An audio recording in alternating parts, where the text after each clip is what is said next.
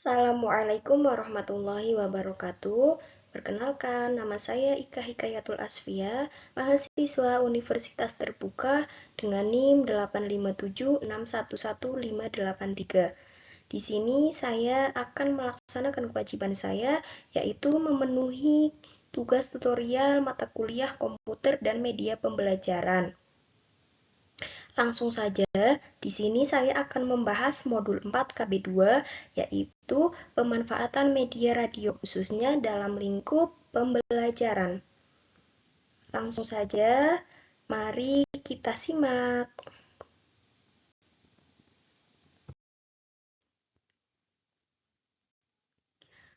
Pemanfaatan radio dalam pendidikan di Indonesia dimulai pada tahun 1938 oleh Ki Hajar Dewantoro.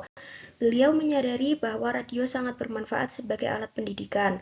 Pada masa itu, Ki Hajar Dewantoro juga menyadari pentingnya memasukkan unsur musik dalam program radio sebagai alat untuk mengasah kepekaan jiwa. Pada tahun 1968, dengan bantuan UNESCO, pemanfaatan siaran radio pendidikan secara resmi dimulai. Pada tahun 1973 sampai 1976, dilakukan percobaan siaran radio pendidikan di Jawa Tengah dan Daerah Istimewa Yogyakarta. Hasil percobaan tersebut menunjukkan bahwa program radio pendidikan dapat memberikan hasil belajar yang sama dengan pembelajaran tatap muka. Sedangkan di negara-negara lain seperti Meksiko, Nikaragua, Venezuela, Iran, dan Australia, program radio juga telah digunakan untuk melaksanakan pembelajaran kepada jumlah pemirsa yang banyak. Namun, seiring dengan berkembangnya teknologi telekomunikasi, peran radio dalam masyarakat Indonesia mengalami pergeseran. Radio saat ini lebih banyak difungsikan sebagai sumber informasi tentang berita terbaru dan dapat didengarkan sambil bekerja atau berkendaraan. Untuk pendidikan SD, contoh pemanfaatan radio adalah adanya radio pendidikan SD di Desa Sempu, Jawa Tengah. Radio ini dikelola oleh guru-guru di SDN Sempu dan digunakan untuk membantu siswa mengerjakan pekerjaan rumah dan tugas sekolah.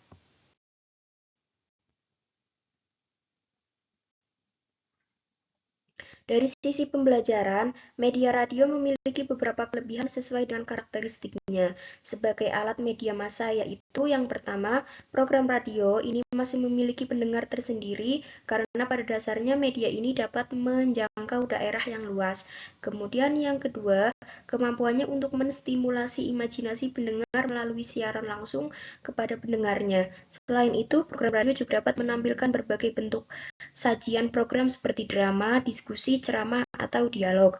Yang ketiga, menurut Padmo 2001, program radio juga sangat menarik karena diselingi lagu-lagu dan dapat menghadirkan narasumber untuk membahas topik tertentu. Nomor 4, kelebihan lain dari media radio adalah kemampuan untuk memberikan informasi terkini atau yang lebih mutakhir. Yang kelima, kelebihan lain adalah keleluasaannya untuk dapat didengarkan dimanapun sambil mengerjakan hal-hal lain. Ini menunjukkan bahwa penggunaan radio lebih luas atau fleksibel.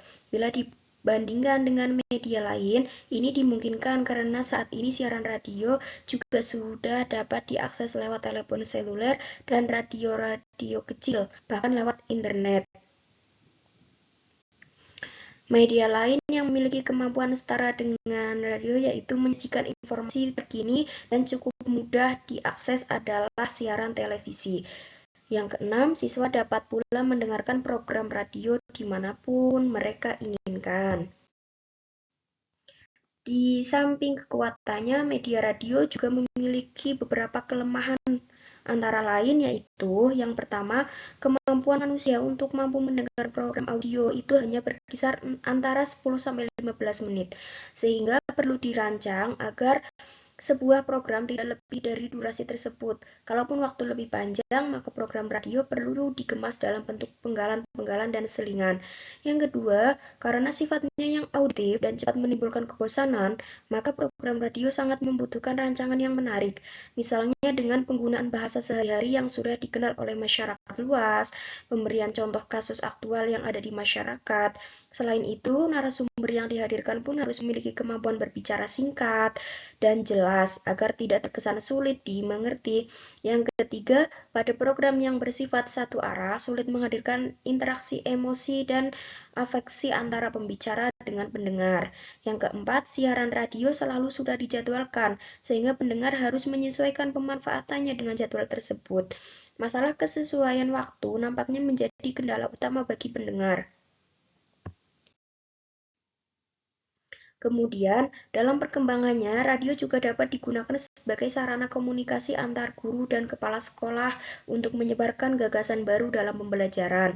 Pemanfaatan program radio bagi pendidikan anak-anak usia SD dapat dikatakan masih cukup sulit untuk dilakukan untuk siswa di kelas rendah. Hal ini disebabkan karena di kelas 1, 2, 3, dan 4, anak-anak itu masih berada pada taraf berpikir konkret atau nyata. Siaran radio yang bersifat sekali dengar tentu sulit untuk diikuti oleh para siswa yang belum dapat mengontrol dirinya untuk duduk manis dan mendengarkan siaran. Terlebih lagi karena program radio merupakan program langsung yang biasanya tidak dapat diulang, kecuali program tersebut direkam dan disiarkan sebagai siaran ulang. Kemudian saat ini, bentuk pemanfaatan program radio dalam pembelajaran adalah sebagai alternatif sumber belajar selain guru.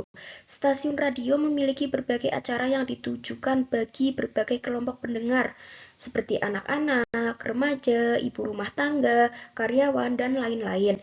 Topik yang dibahas pun berbeda-beda. Sebagai contoh, satu stasiun radio swasta menyiarkan acara dialog yang berjudul Remaja dan Pencemaran Udara. Acara ini dapat dikaitkan dengan mata pelajaran ilmu pengetahuan alam, IPA atau sains. Acara ini disiarkan pada pukul 9, sehingga dapat didengarkan oleh siswa di kelas dan dibimbing oleh guru. Pada stasiun radio tertentu, dialog juga cukup sering disiarkan. Dalam program seperti ini, dengan bantuan guru, siswa dapat berdialog dengan narasumber untuk bertanya.